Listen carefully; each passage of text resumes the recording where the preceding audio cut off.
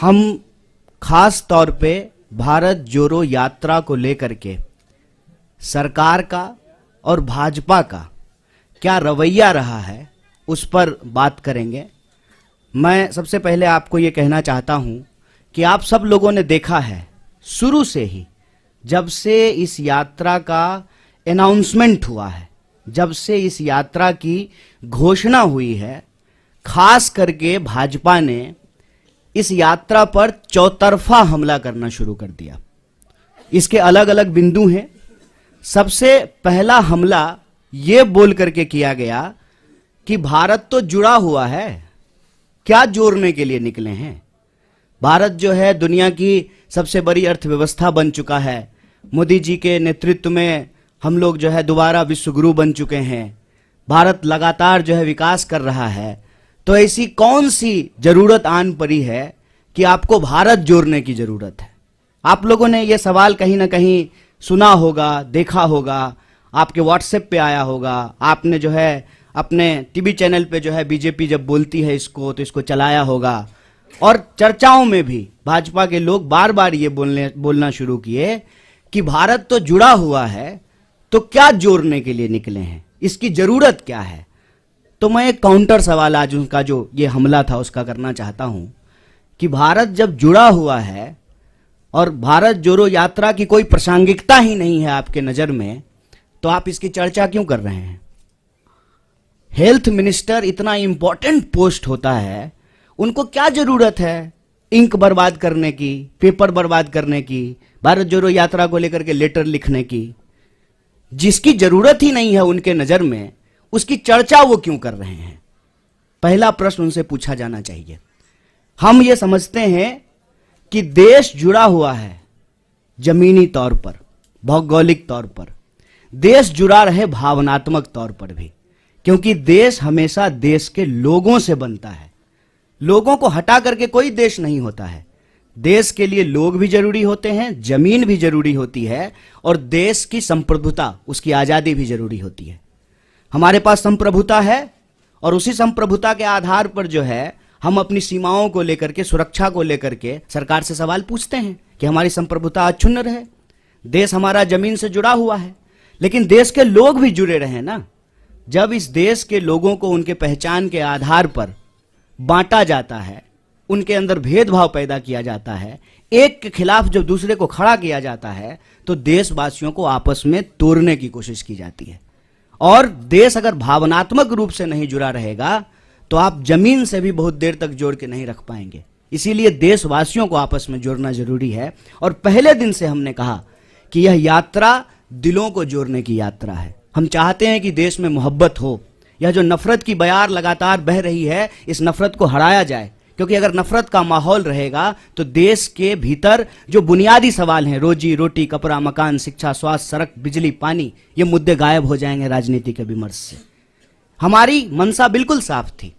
तो जो लोग ये पूछ रहे थे उनको ये समझना था, ये सवाल खुद से पूछना था कि क्या जब इस देश में भर्ती घोटाला होता है, भर्तियां नहीं होती हैं, जब किसी इंसान के साथ सरेआम मारपीट होती है, महिलाओं के साथ बलात्कार होता है, तो आपकी भावना नहीं टूटती है, नौजवानों के सपने नहीं टूटते हैं। उसी भावनाओं को जोड़ने के लिए, उसी सपने को जोड़ने के लिए यात्रा है। तो पहला हमला उन्होंने ये किया कि भारत जोड़ो यात्रा की जरूरत क्या है।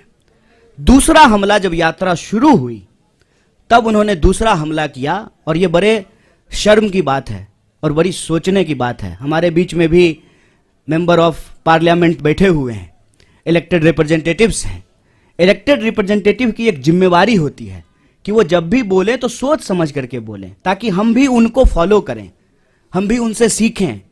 और मैं तो कहता हूं कि आज अगर नेताओं की बात पे भरोसा करके कोई स्टूडेंट उसको सच मान ले और परीक्षा में वही लिख दे तो वो फेल हो जाएगा, क्योंकि वो इतना झूठ बोलते हैं, इतना गलत बोलते हैं। आप याद कीजिए, दूसरा हमला हुआ जिस दिन यात्रा शुरू हुई, देश के मंत्री के द्वारा, चुने हुए रिप्रेजेंटेटिव के द्वारा झूठ बोला गया कि राहुल जी जो है विवेकानंद जी की मूर्ति पे नहीं गए थे। तो दूसरा हमला उन्होंने किया कि यात्रा जब शुरू हो गई है तो उसको बदनाम करने का। और यहीं पे यह बात रुकी नहीं, फिर बात आ गई जूते पर, फिर बात आ गई फीते पर, फिर बात आ गई टी शर्ट पर, फिर बात आ गई दाढ़ी पर, फिर बात आ गई महिलाओं पर, और यहां पर भी वो रुके नहीं, माने नहीं, हर दिन कुछ ना कुछ निकालना शुरू किए। और जब हकीकत में कुछ नहीं मिला तो जो उनका तीसरा हमला था, जो उनका डर्टी ट्रिक डिपार्टमेंट जो करता है कि किसी का सर किसी के जो है सर के ऊपर लगा दो, किसी का आवाज कहीं पे चिपका दो, यात्रा को लेकर के नकली वीडियो बनाना शुरू किए। यात्रा जब आगे चली जाती है तो पीछे सड़क खाली ही होगी, यात्रा आगे बढ़ गई है तो उस खाली सड़क का वीडियो बना करके दिखाते हैं, कोई है ही नहीं। अरे भाई, जब कोई है ही नहीं, कोई लोग यात्रा में आ ही नहीं रहा है, तो क्यों आपको अभी जो है प्रोटोकॉल की याद पड़ी है? कोरोना प्रोटोकॉल की जरूरत क्यों है? क्योंकि आप तो यही दिखा रहे हैं वीडियो बना बना करके कि कोई यात्रा में आ ही नहीं रहा है। जब कोई यात्रा में आ ही नहीं रहा है तो क्या पेड़ को मास्क पहना दें कि सड़क जो है लपेट करके कंधे पर रख दें राहुल जी के कि नहीं नहीं आप आगे बढ़ गए हैं, सड़क को पीछे कैसे छोड़ दिए हैं, इसको भी लपेट करके कंधे पर ले जाइए। वीडियो, नकली वीडियो, कभी जो है तबलीगी जमात तो कभी कुछ नकली वीडियो बना रहे हैं, जबकि यात्रा में जो लोग शामिल हैं वो देखते हैं सबसे आगे इस देश का राष्ट्रीय ध्वज होता है। और जयराम जी, दिग्विजय सिंह जी, इनसे हम नौजवानों को सीखना चाहिए कि लगातार वो उस झंडे के साथ चलते हैं। हमारा सेवा दल जो हमारे स्वतंत्रता आंदोलन के जमाने के जो गाने हैं उसको गाते हुए चलते हैं।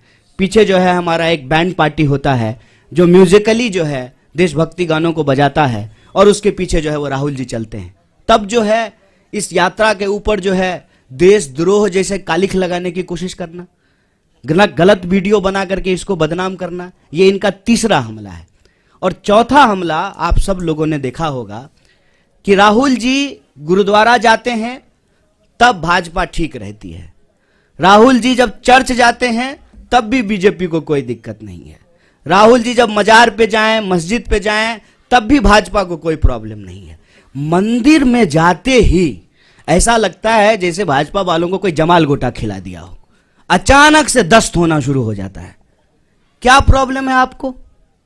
इस देश का नागरिक, इस देश का व्यक्ति, इस देश के किसी भी धार्मिक संस्थान पर जाने के लिए स्वतंत्र है। आपका कोई जो है पेटेंट है क्या कि सिर्फ आप ही जाएंगे? और नियम, कायदे, कानून, ओम का चादर सीधा है, ओम का चादर उल्टा है, और ये वो लोग बोल रहे हैं जो गुफा में चश्मा लगा करके ध्यान करते हैं।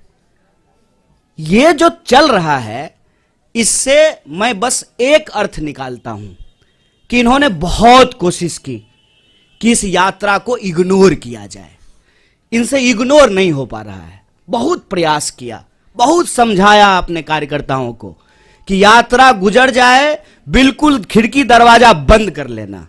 इंसान की अपनी भी इच्छा होती है, इंसान की अपनी भी बुद्धि होती है। लोग खिड़की दरवाजा बंद कर लिए लेकिन छत पे चले गए भाजपा ऑफिस के और वहां से जो है यात्रा को हेलो हाय करना शुरू कर दिया। क्या करेंगे?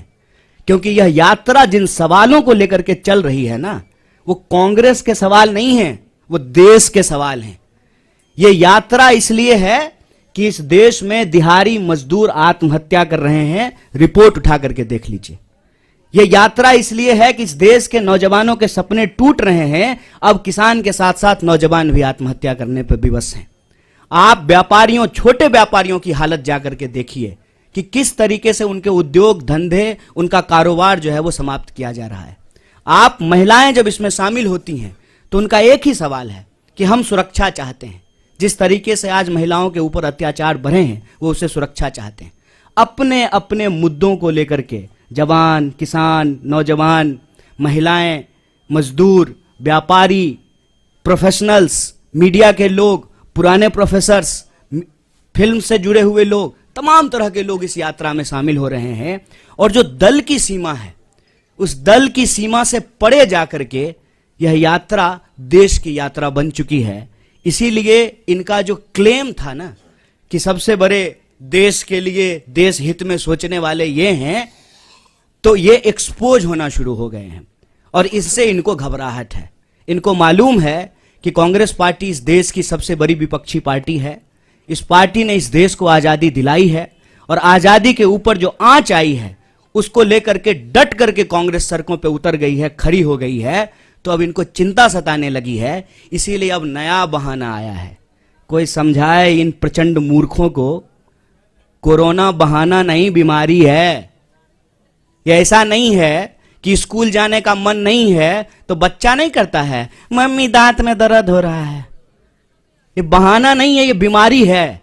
और इस बीमारी को लेकर के राहुल जी इस देश के पहले नेता हैं जो सरकार को सबसे पहले चिट्ठी लिखे थे। और ये वो लोग सवाल पूछ रहे हैं। मुझे तो कभी लगता है कि कुछ स्पेशल रिलेशन है बीजेपी का कोरोना से। उसकी रैली में नहीं जाता है, दूसरी की रैली में चला जाता है। और डे नाइट का सेंस कितना है कोरोना को, दिन में हो जाता है, रात में नहीं होता है। आप लोगों ने देखा ना, पार्लियामेंट में कोरोना था, मास्क लगाए हुए थे। शादी में जाते जाते कोरोना चला गया, छुट्टी पे चला जाता है, आराम करता है। ये मजाक बना दिए हैं। हम बार बार कह रहे हैं, शुरू से लेकर के आज तक कोरोना को लेकर के हमारी पार्टी गंभीर है। और जो साइंटिफिक प्रोटोकॉल होगा वो सबके लिए होगा। ऐसा तो नहीं है कि बीजेपी के लिए नहीं होगा और कांग्रेस के लिए होगा। ऐसा तो नहीं है कि दूसरे आयोजन होंगे, ये आयोजन नहीं होगा, वो सबके लिए होगा। तो उस पे जो है हम उसको फॉलो करेंगे, जैसे पहले फॉलो किया था। और सरकार को भी बताएंगे जहां सरकार गलती करेगी।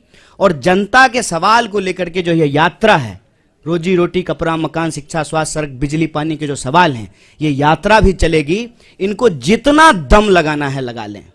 ये इग्नोर करके देख लिए, बदनाम करके देख लिए, मंदिर क्यों जाते हैं, मस्जिद क्यों जाते हैं, टी शर्ट कौन सा पहन लिया है, ओम का चादर सीधा है कि उल्टा है, इन्होंने सब कुछ कर लिया।